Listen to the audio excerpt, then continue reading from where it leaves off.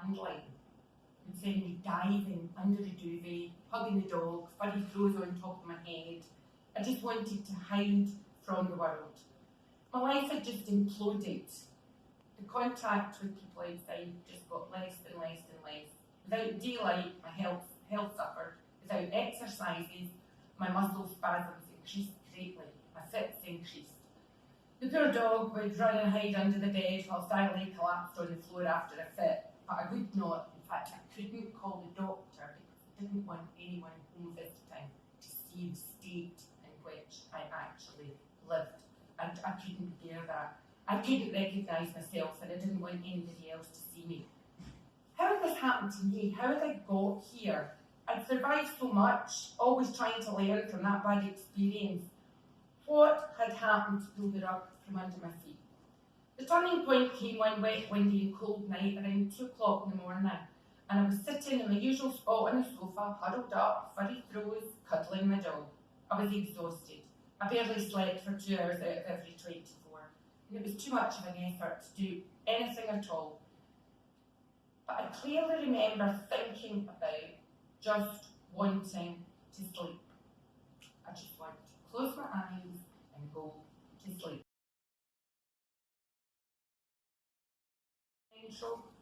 And we clicked. I really felt energised. I felt that she understood me and we really had built up a rapport. And at the end of our session, she said, you know, I think there's something out there that really would fit well with you, Lynne. And it's something called Moving On Together. And if you don't mind, I'd like to put you forward for it. And she did. And that was where I met Linda and the group and finally had a connection. It was the stepping stone that brought me forward. I learned about myself and where I was. I mattered.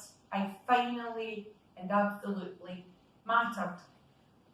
Looking after me wasn't being selfish.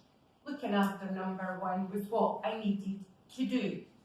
And so along I went from Moving On Together to a pilot for Recovery College. And I made so many connections there, and the rest, as they say, is history.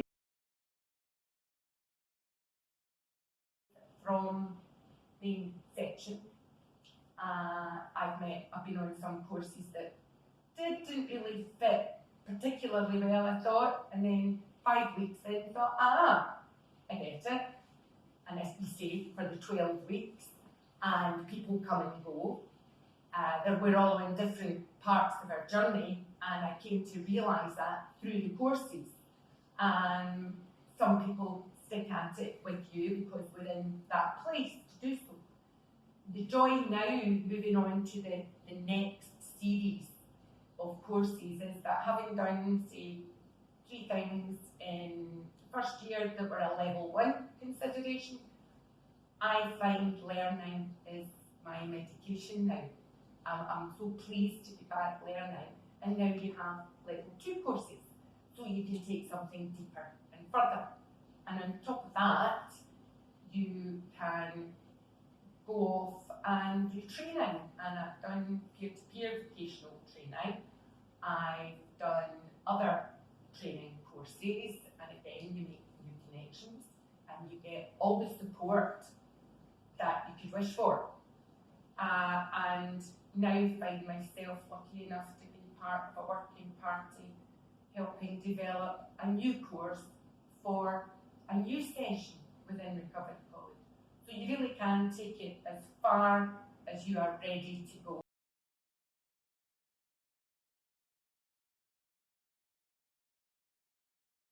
From here in 2019 to you back there in 2016, here's some valuable advice that I wish I'd been in a position to hear back then. Whatever happens, don't lose your sense of self, your identity. Hair and boots, they're an intrinsic part of you, not just wearable. They help you find your confidence. Just because you aren't going anywhere of note. Just go for it, for you. It helps you feel better, so just do it. Oh, those lists. Shorten and simplify them. 20 items a week means there's a greater chance of not succeeding in meeting that target. A couple of simpler tasks a day are still a really valuable win. It will make you feel more positive at the end of the day. Admit some things might take much longer than you've allowed yourself. It's fine. And remember that not every look you receive is a look of disapproval. Who knows? One might be a complimentary look. Stop hiding in the dark. Get out in the daylight and just be seen. You will cope with it. Finally, and very importantly, trust and listen to your inner voice. It's always guided you in the past. Having let your guard down and suffered the consequences doesn't mean that you can't protect yourself and move forward. You will. You can. So listen to your still quiet voice. It was a changed focus. I was doing it off the cuff. Of course, these eyes, I can't read. And it was a focus on from the point of starting recovery and how that was changing me. It was quite different doing it off the cuff, not having looked at it. And I think actually that was a better picture into my reality, my recovery reality. Yeah.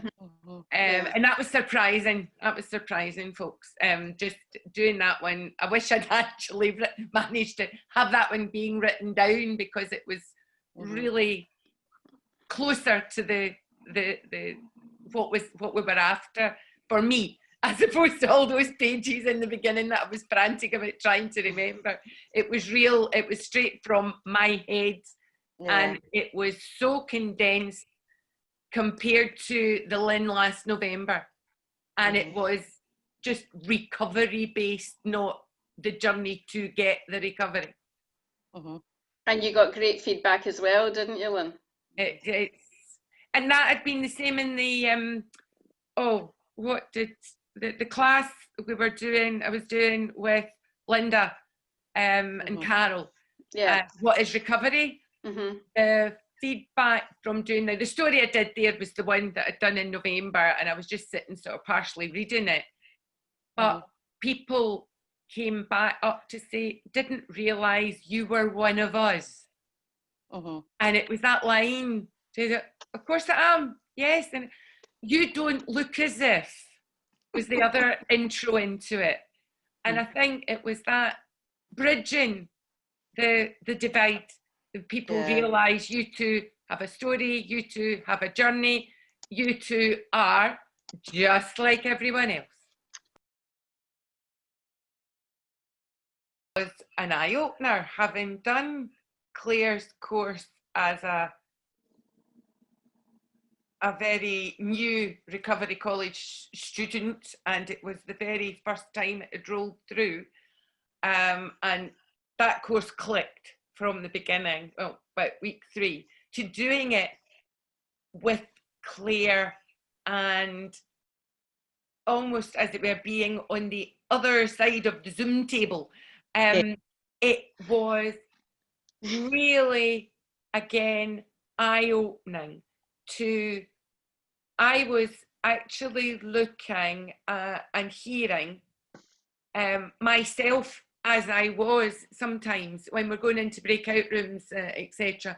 It was like, I remember thinking that, that questions me, and just being then privileged to have the questions posed to me or the ideas put forward or doubts, and then going back to being with Claire afterwards and having this, again, it was sort of affirming that it was, thanks Lynne, I obviously wasn't in that room, so I missed hearing that, maybe we could tweak something this way. Oh, that's really good, that person I had doubts about, I'm really glad they seem to be now getting it and getting some worth from it. And it was something that I had never I really hadn't dreamt that I was going to get so excited about the next week and the next week and develop this relationship with Claire in a different way, because I'd known her as, you know, the presenter, and you were going quite formally with your questions and together to be able to see, now seeing such changes, two people in particular, such changes that they thought they were, both thought they were doing really well. I've got this sussed, I'm moving forward. I suppose I could dip in and out here to a couple of weeks down the line doing the, oh geez. By the time we got to Bad Thought Spotter and it was a, oh geez, I really thought I'd got this sussed, but actually I haven't. I'm still stuck in the negativity. I'm going to give this a go. We light bulb moments that I was actually privileged to be part of to help move on to the next step. And I really, really enjoyed that. I loved working with Claire, and I really liked the 20 minutes afterwards. It really felt quite, as it really felt as if, you know what, Lynne, you're supposed to be here. This counts. This really does matter. And it was not what I expected at all. It was far better.